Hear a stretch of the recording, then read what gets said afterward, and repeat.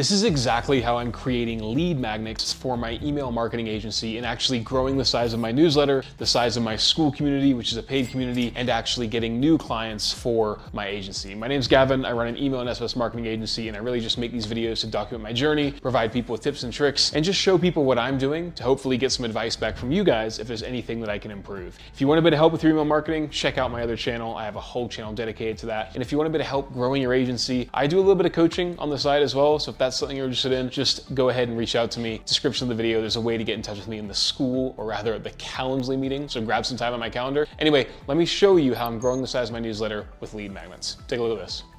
Okay, so really quickly, what I essentially do for my lead funnels is I put out free lead magnets on places like LinkedIn, Twitter, and I get people to opt into the lead magnet to then push them through my funnel. But it's a little more complex than that. Let me show you.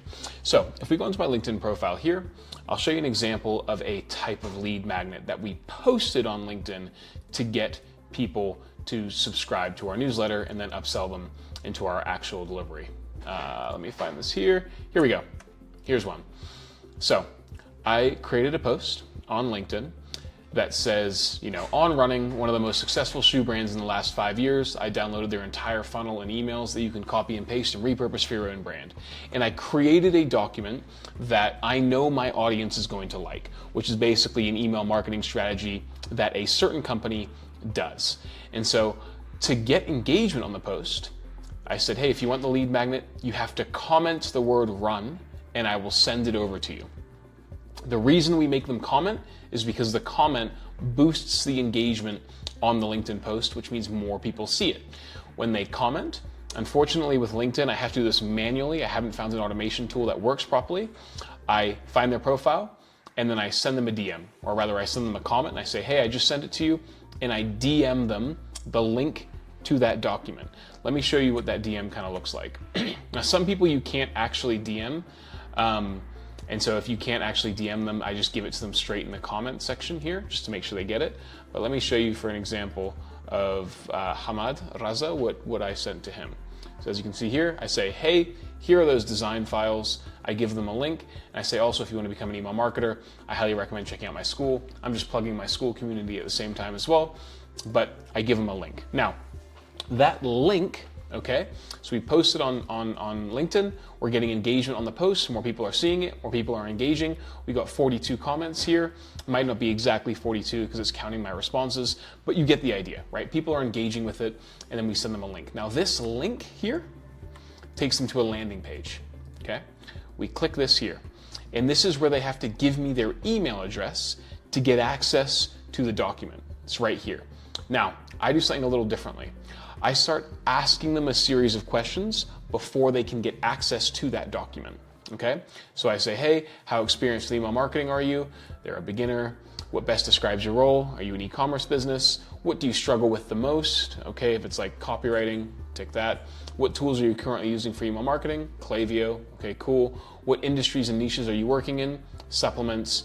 Then they give me their email.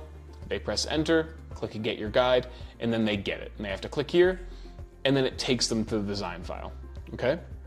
What this does, this added them to a list. Now I have Klaviyo running. Let me show you really quickly what that looks like. And when they subscribe to that list where I just showed you, they go into a flow, okay, an automation. Now this automation is a series of emails that is triggered after they subscribe. So I go on, form tour on running, okay? So when they opt in for the email marketing, they go through this funnel here. First email, I'm like, hey, here's your design files, nice and easy, here's your access.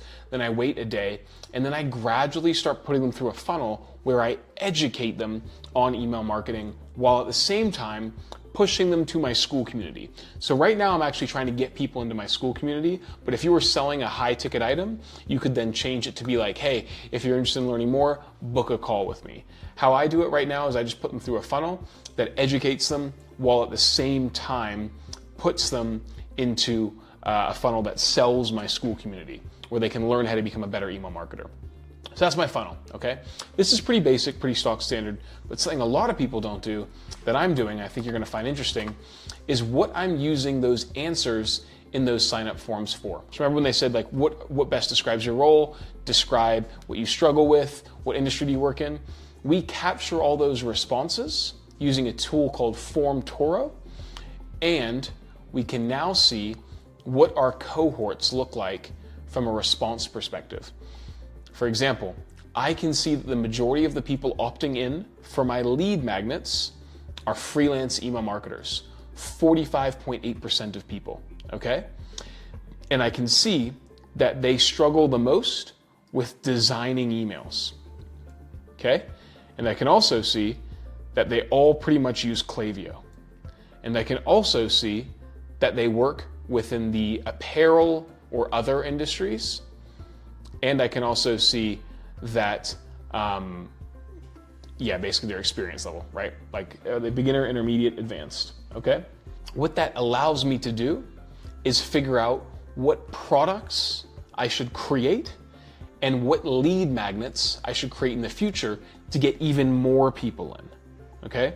So I'm capturing their responses, I'm learning about them, and I'm learning what they need from me in the future. Take a look at this. Freelance email marketers, I can click this, and I can see that of the people who responded as freelance email marketers, 36% of them struggle with designing emails. So what does that tell me? That tells me I should create a digital product or a free lead magnet to get more people into my funnel that says, hey, if you're a freelance email marketer, here's a strategy for designing emails. What this tells me is that it allows me to then create more digital products in the future. So like, I know I shouldn't be creating products on copywriting, for example, because that's a very low amount of people who are responding, okay? And I can also see those who are freelance email marketers, the people who answer freelance email marketer, a lot of them work in apparel, beauty, and cosmetics. So I can create a guide on how to create emails for apparel brands that resonate really, really well. And so I'm using the responses to shape both my lead magnet strategy, what I should be giving away more from a lead magnet perspective, and then also what I could build out in my course offering. Like I could create a free product to get people into my newsletter that focuses on these problems, or I could create a paid product that I can sell to get people into these funnels, right? And look, I can target it to intermediately experienced email marketers using Klaviyo, because they all use Klaviyo. So I'm taking those responses and I'm not just sending them down personalized flows based off these responses and campaigns, but I'm using it to shape my product roadmap and shape lead magnets that I can use to distribute and get more appeal. I know I'm learning what my audience comprises of, but also what they want in the future. Really, really important. And this is how I'm shaping my overall marketing strategy going forward. Highly recommend you do something like this if you're doing lead magnets. This grows my list. Well, it tells me a lot. This strategy here grows my list a bunch, puts people through a bunch of funnels, allows me to market to more people in the future, but at the same time, really helps me push the high ticket offers and the school community offers as well. Really, really, really useful. Now I have a bunch of lead magnets and I actually track all my lead magnets right here. Let me show you. I have a bunch of different lead magnets and I'm basically putting them all out to see. I need to get as much data as I possibly can on these responses. You can see I have like a whole document of different lead magnets, flow outlines, editable design files, all that good stuff. And I'm going to use that to then gain more and more responses and get more information. Really cool thing. Highly recommend you do it. If you found this video useful, subscribe to the channel, 2 videos every single week. If you have any questions, let me know. I do a bit of coaching on the sides if you want some help with that. There's a way to get in touch with me in the video. See you there. Thanks for watching.